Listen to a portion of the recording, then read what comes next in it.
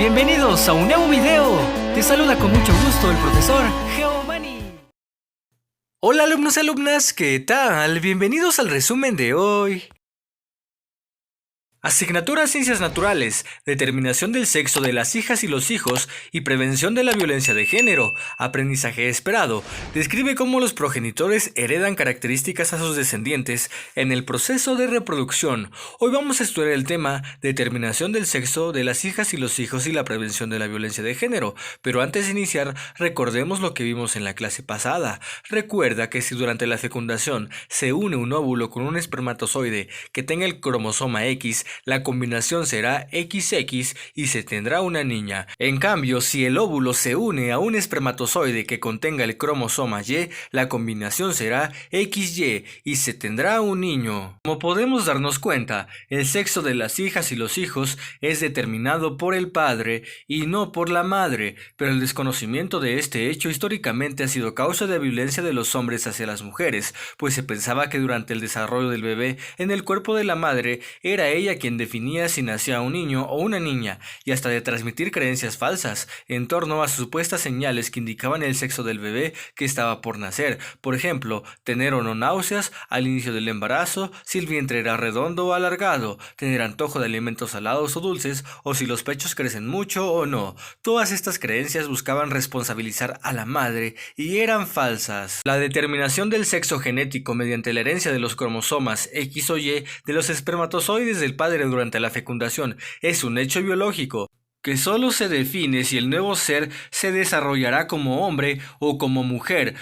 Pero eso no define aspectos sociales como las capacidades, habilidades o comportamientos que dependen de la convivencia con otras personas. El sexo se refiere a las características biológicas y fisiológicas que definen al hombre y a la mujer, por ejemplo, tener testículos y producir espermatozoides o tener ovarios y producir óvulos. El género se refiere a los atributos sociales y a las oportunidades asociadas a ser hombre o mujer y en las relaciones entre mujeres, hombres, niñas y niños. Hombre y mujer son categorías sexuales, mientras que masculino y femenino son categorías de género. En tu pantalla observas el violentómetro. El violentómetro es un material gráfico y didáctico en forma de regla que consiste en visualizar las diferentes manifestaciones de violencia. Se divide en 3 escalas o niveles de diferentes colores. Es una herramienta útil que permite estar alerta, capacitado o capacitada, atento y atenta para detectar y atender este tipo de prácticas. Reto de hoy: escribe en tu cuaderno 5 acciones que se podrían hacer para ayudar a terminar con la violencia de género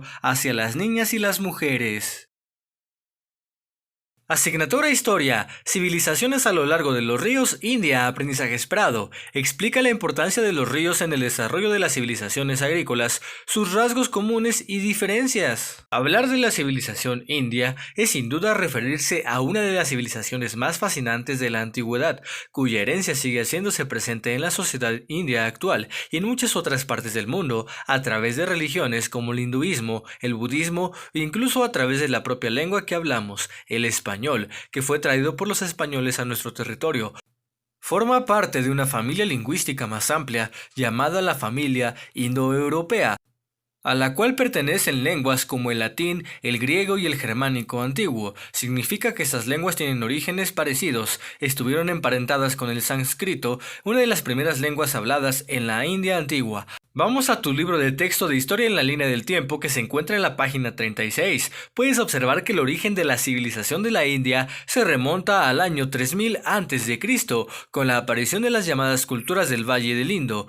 Se trató de sociedades agrícolas que se asentaron en una tierra fértil regada por el río Indo y sus afluentes. Estas sociedades se organizaron en pequeños asentamientos y fundaron 2 ciudades importantes, Harappa y Mohenjo-Daro. Estas ciudades fueron levantadas sobre una planta cuadriculada y contaban con adelantos como el drenaje subterráneo. Era una sociedad agrícola, sin embargo también practicaron el comercio. Se sabe que sostuvieron constantes intercambios comerciales con civilizaciones como la mesopotámica. Sus cultivos principales fueron el trigo, la cebada y el algodón, que se encuentran aquí por primera vez en la historia. La cebada y el algodón vienen de la cultura del Indo. Esta cultura perduró más de 1000 años, pero finalmente se extinguieron debido a diversos factores. Algunos historiadores consideran que fue debido a los cambios climáticos, la desertificación de la zona, Los cambios en el curso del río y sus afluentes, la desaparición de la red comercial y las invasiones indoarias. Las invasiones indoarias marcan para muchos historiadores el inicio de la historia de la civilización india,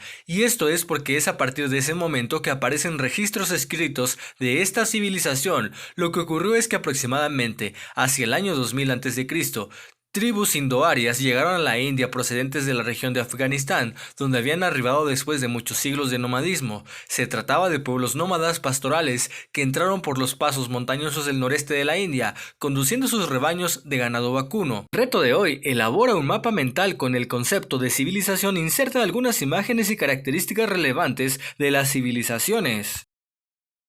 Asignatura Español. Importancias y características de la radio. Aprendizaje esperado. Identifica los elementos y la organización de un programa de radio. ¿Te imaginas en casa cómo se habrían sentido los primeros radioescuchas al recibir las primeras emisiones de sonido? Con la radio comenzó a existir la oportunidad de enviar mensajes, música y noticias a varios puntos del mundo. El propósito de esta sesión es que reconozcas la importancia de la radio como medio de comunicación, aprecies las características generales de los programas de radio, como tipo de programa, número de programa, duración, operador, cortinilla, rúbricas, fondo musical, cápsula de distribución de tiempo. La sesión anterior platicamos sobre el origen de la radio y aprendimos que detrás hubo grandes científicos quienes lograron inventar un aparato capaz de transmitir programas de diversa índole.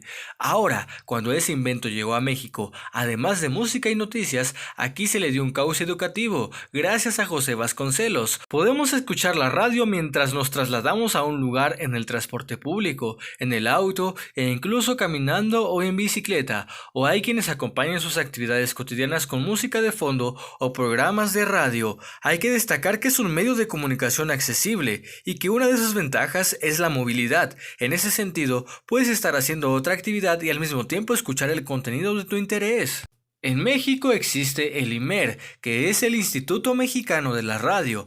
Desde sus inicios se ocupó de presentar contenidos radiofónicos de interés y de ser representante de la Radio Federal. En 1983 se decretó su creación en el Diario Oficial de la Federación. El IMER es el encargado de la Hora Nacional. Es un programa de la radio pública que se transmite una vez a la semana por todas las estaciones del país. El reto de hoy: investigar más datos sobre la radio para conocer con mayor profundidad la gama de información y entretenimiento que ofrece.